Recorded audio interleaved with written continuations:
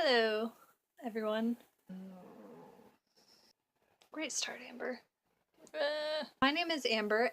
I run a blog called Lamber's Rambles with the little L article from French. Basically because wordplay. Sorry, France. This could go horribly wrong. Hopefully not. And I should probably start talking about what this is actually going to be about. If I still go with the title I was thinking, you're probably really confused about why am I talking about why I'm not Piglet? Very good question. I wrote a blog post about a low-key existential crisis I had about not knowing which Winnie-the-Pooh character I am anymore. In the post, I mentioned that I was Piglet as a child. Now, I realize most people don't change enough in their lifetimes to switch Winnie-the-Pooh characters. I also realize most people don't think about which Winnie-the-Pooh character they are, especially in the middle of the night, and it wouldn't keep them awake or prompt them to write a blog post. You can thank my friends for that, or I can thank my friends for that. About 5 years ago now, my friends started a game in London where we'd ask, if we were in this movie, who would we all be? And it hasn't stopped since. I can do this basically anytime I watch something, so thanks guys. Ruined me forever. Anyway, I am no longer Piglet. Sure, there are things I'm scared of, mostly the future. But when I was a child, I was scared of just about everything. Dogs, roller coasters, fireworks falling on me and setting me on fire. Strangely not flying. I was scared that the bell tower my family were climbing was going to collapse while we were in it because I could feel the wind moving it. Suspended bridges freaked me out. I used to be scared of large animals, specifically cows, but horses also kind of scared me, even though I was also very much a horse fan. I was scared of not being on the other side of a fence from a large animal or large groups of large animals. Discovered that one day when my mom decided it'd be cool to watch the cows come down the mountain in somewhere in Germany. And I was terrified and tried to hide behind my 2-year-old little brother. That worked really well.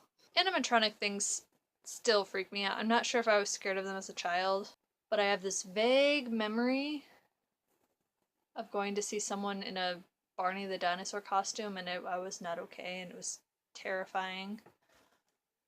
Also, a giant Easter bunny showed up for like a photo op once when I was like 3. I was not amused. I was terrified. That was not okay. Easter bunnies should stay the size of bunnies, not the size of people. So maybe I am still scared of some of my childhood things. But here's the difference. When I was a kid, being scared of things kept me from experiencing things. And a lot of the things I was scared of are now some of my favorite things. Like, I love dogs. We've had a dog. I'm thinking of getting a dog as my co-pilot next time I decide to just drop everything. I love roller coasters. A love that was born on the same day my fear died, because I went to an amusement park and rode almost every roller coaster in the park. Because when you conquer fears, you should go big. I still have a fear of falling. That's probably never going to go away, but it is getting better. I love fireworks displays. I don't go see them that often because I am not a fan of crowds. It's not any kind of a fear thing, it's just... why? I once gentled a half-wild yearling with just my voice and my hands. I was basically Strider. It was amazing. Where was I going with this? I have no idea where I was going with this.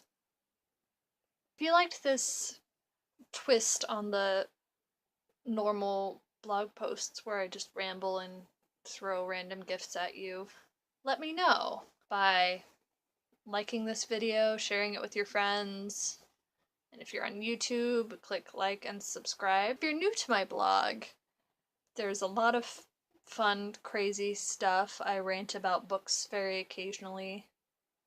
I talk about writing. I have some random poems I've written, not very many of those. I am not a poet.